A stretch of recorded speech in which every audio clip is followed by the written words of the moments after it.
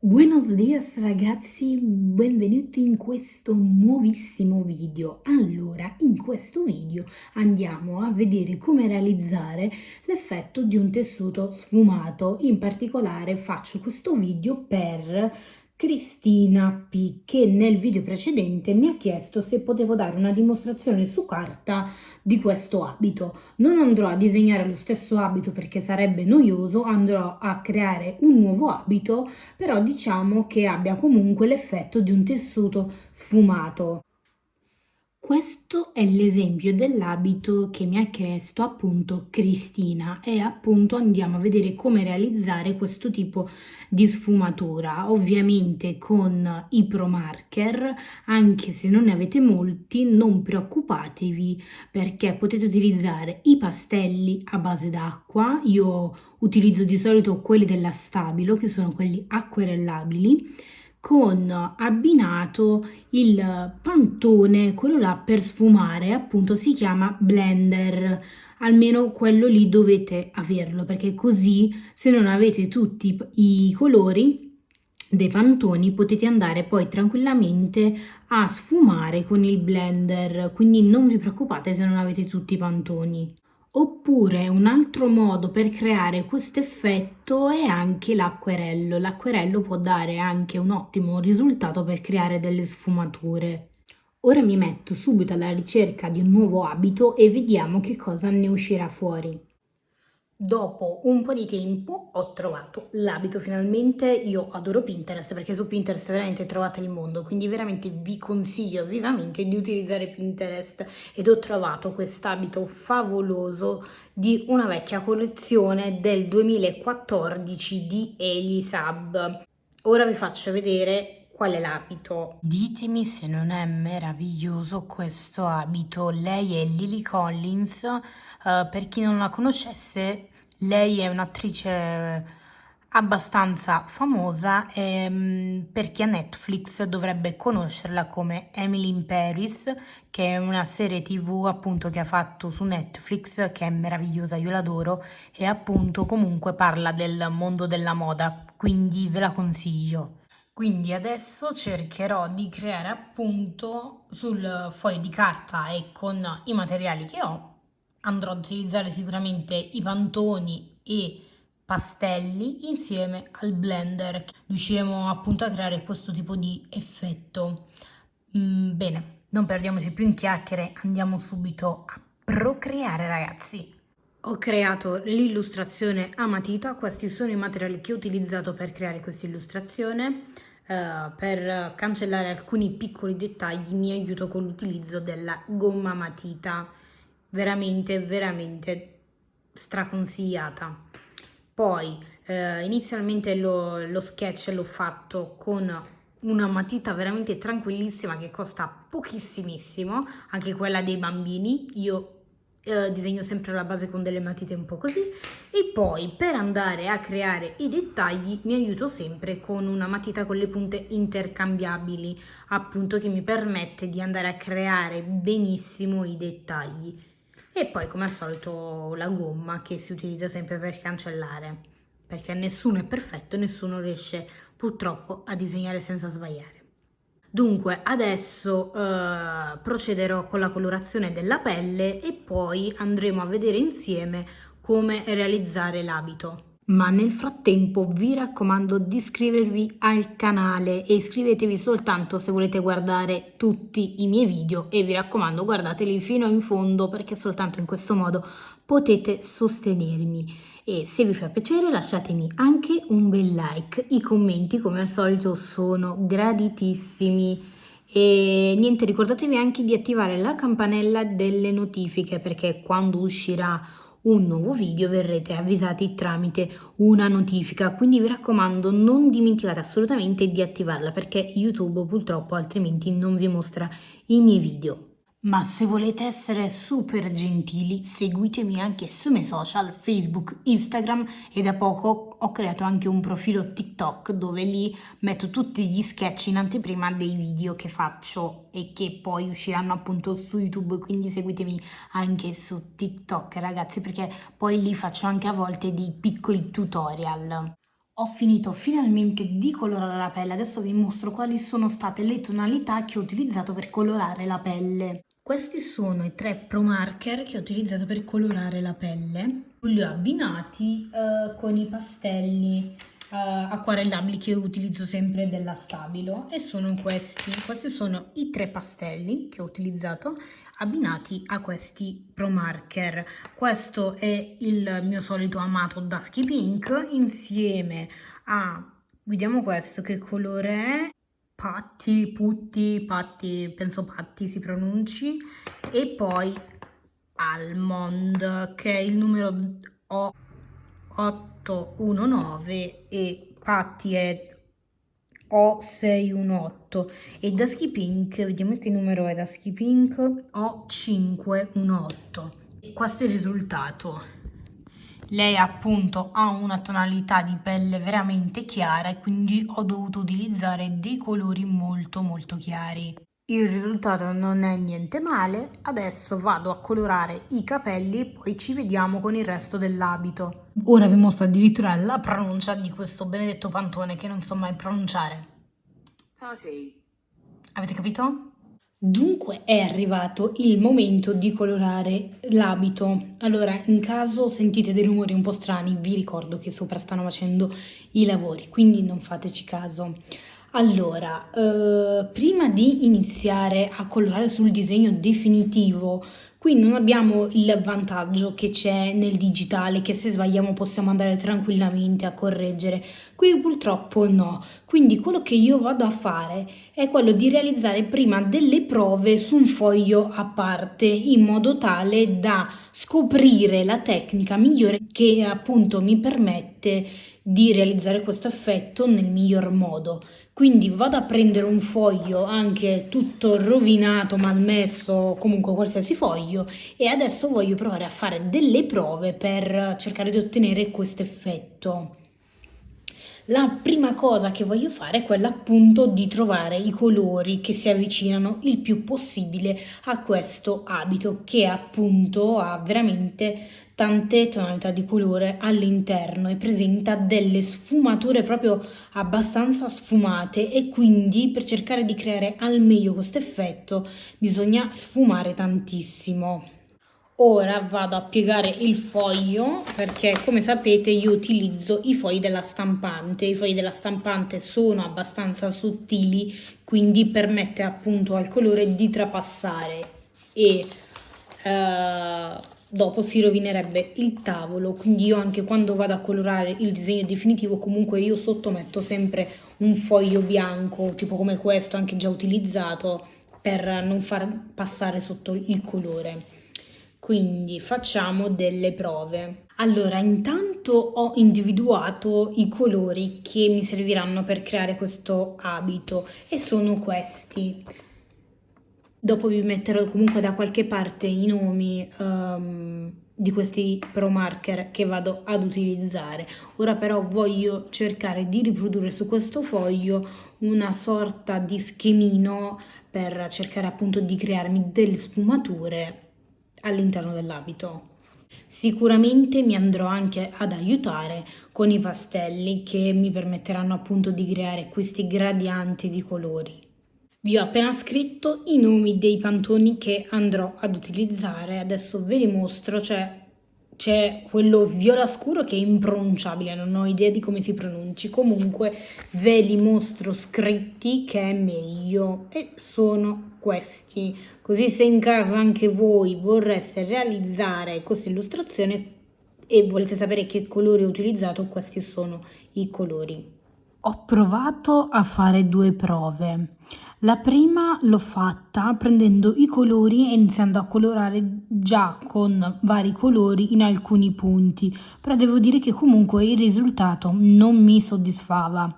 Allora poi cosa ho fatto? Ho provato a creare direttamente tutta la base con il colore lilla, che è il colore più chiaro, e poi sopra il colore lilla ho iniziato a colorare con delle zone di colore nei punti appunto dove mi serviva il colore, ed ho visto che in questo modo si sfumano molto meglio i colori. Ovviamente poi mi andrò ad aiutare con i pastelli. Adesso non ci resta che riportare questa tecnica sul disegno e provare a vedere cosa ne uscirà fuori. Queste sono le gradazioni di pastelli che utilizzerò per andare a sfumare appunto i colori.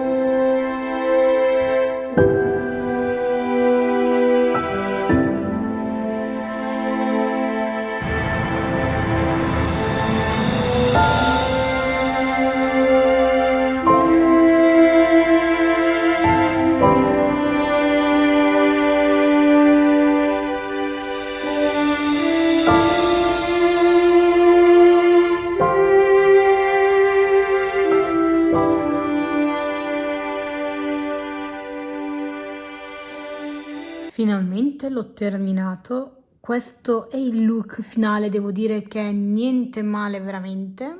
E l'ho anche terminato senza più utilizzare il blender perché sinceramente non mi è servito, ma per chi non avesse abbastanza pantoni a disposizione i pastelli, vi raccomando il blender, assolutamente dovete utilizzarlo. Beh Cristina, io spero di esserti stata d'aiuto e sicuramente questo video può essere d'aiuto a tante altre persone che magari stanno imparando questa nuova materia e anche per chi magari l'ha già imparata la materia, perché ragazzi non si finisce mai di imparare, non c'è mai limite all'apprendimento delle cose in generale. Quindi penso che questo video faccia bene a tutti perché si possono sempre scoprire nuove tecniche che magari non conoscevamo. Bene ragazzi, come al solito siamo giunti alla fine. Io spero che questo video vi possa essere d'aiuto. Se così fosse lasciatemi un bel like, vi raccomando, e condividete anche il video sui social con i vostri amici. Non dimenticate assolutamente di farlo perché anche in questo modo potrete sostenermi. E nulla ragazzi, se avete anche voi altre richieste lasciatemi qui sotto un commento e proverò ad aiutarvi. Io vi mando un grossissimo bacio e ci vediamo in un prossimo video. Ciao ragazzi!